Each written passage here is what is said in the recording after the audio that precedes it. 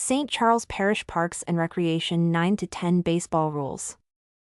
General Rules. Eligibility and Rosters.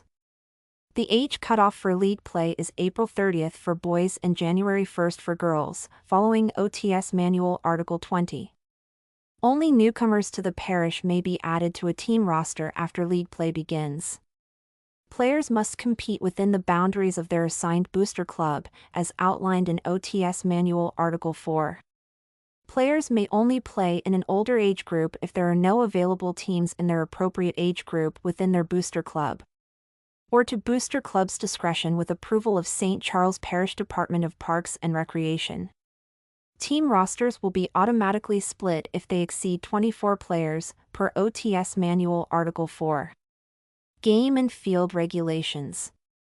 Ground rules for specific fields must be discussed and agreed upon by both coaches and umpires before the game starts. Only coaches, players, and scorekeepers are permitted in dugouts. Coaches must always carry their background screening badge. Coaches may not physically assist base runners during live play, doing so results in the runner being called out. Players should enter and exit the field efficiently to maximize game time. All players must play at least 2 full innings. Free defensive substitutions are allowed, though teams must maintain a set batting order. Coaches may withhold a player from participating due to disciplinary reasons or consecutive missed practices. Sportsmanship and conduct. Coaches are responsible for ensuring proper behavior from their assistant coaches, players, parents, and spectators. Coaches are required to complete the coach's code of ethics prior to the first game. Heckling opposing players is strictly prohibited. Smoking, vaping, and tobacco use, dip/chew, are not allowed on the field, in dugouts, or in the stands. Alcoholic beverages are not permitted at any youth games or practices per OTS Manual Article 32. Loud music in dugouts or the stands before or during games is prohibited and may lead to forfeiture or ejection. Game scheduling and weather policy. Games will begin on time. A 15-minute grace period is granted only for the first game of the day. Only the Department of Parks and Recreation may postpone or reschedule games. Games will not be rescheduled for vacations or non-SCPRD affiliated events. Games may be rescheduled only for school functions that prevent a team from fielding the minimum number of players. Weather-related cancellations will be rescheduled if the calendar allows. Playoff games will be rescheduled for the next available playing day. Coaches should check the league website, scpparksandrec.com, for weather-related updates. Safety and equipment regulations. Batting helmets are required for all batters and base runners. Face guards are recommended but optional. Baseball players are encouraged to wear protective cups. Catchers must wear a hard protective cup. Fake bunts followed by swings are not allowed. Violations result in an immediate out, with no warning. Players may not wear metal cleats, only molded or plastic screw-in cleats are permitted. Players with plaster or metal casts are not allowed to participate. Coaches are responsible for maintaining all equipment provided by the St. Charles Parish Department of Parks and Recreation. Disciplinary actions. Ejected coaches, players, or parents must leave the park immediately and will be suspended for the next game. A second ejection will result in a 2-year suspension from any SCPRD recreational program. Before returning, coaches must complete an online sportsmanship course via the Coach's Corner at scpparksandrec.com. Any physical or verbal assault on an official, coach, player, or spectator will result in a 1-year ban from SCPRD events. Failure to leave the premises after an ejection may result in law enforcement intervention. Legal consequences. Louisiana state law. Louisiana law, Reverend Stat and Section 14-34-4, enforces penalties for battery against sports officials, including fines of $1,000 to $5,000, mandatory community service, and potential jail time, 5 to 6 months. If serious injury occurs, penalties increase, including longer jail sentences and required anger management counseling. By participating in the league, all players, coaches, and spectators agree to adhere to these policies. Violations may result in suspensions or removal from the program. Thank you for your cooperation in ensuring a safe, fair, and enjoyable experience for everyone involved. 9-10-year-old boys baseball rules. General information. 1. Coaches. All coaches must be at least 18 years old and pass a mandatory background check. Each team may have one manager and up to 2 coaches on the roster. While on defense, all coaches must remain inside the designated dugout area. 2. Game time. Teams should arrive 15 minutes before their scheduled game time to allow for warm-ups and preparation. 3. Postponements and rescheduling. Only the Department of Parks and Recreation can postpone or reschedule games. Games will not be rescheduled for vacations or other non-SCPRD activities. Games may be rescheduled if a school function prevents a team from having enough players. Weather-related cancellations will be rescheduled if possible, depending on league calendar availability. Playoff games that are canceled due to weather will be rescheduled for the next available playing day. 4. Team size. Teams must have a minimum of 8 players to start a game, with no penalty for having fewer than 9. A full lineup consists of 9 players, including 3 outfielders. Late arriving players may be added to the lineup upon arrival. 5. Tobacco, vaping, and alcohol. Smoking, vaping, chewing tobacco, dip, and alcohol are strictly prohibited on the field and in dugouts. Violations may result in game forfeiture. Equipment rules. 1. Batting helmets. All batters, on-deck hitters, and base runners must wear helmets while on the field of play. Face masks are optional but recommended. 2. Catchers. Catchers must wear a full set of protective gear, including face mask with a helmet, chest protector, shin guards, protective cup. Catcher's mitt, fielding gloves are not permitted for catchers. 3. Game balls. Each team must provide game balls for play. Field dimensions. 1. Base distance. Bases are placed 60 feet apart. 2. Pitching distance.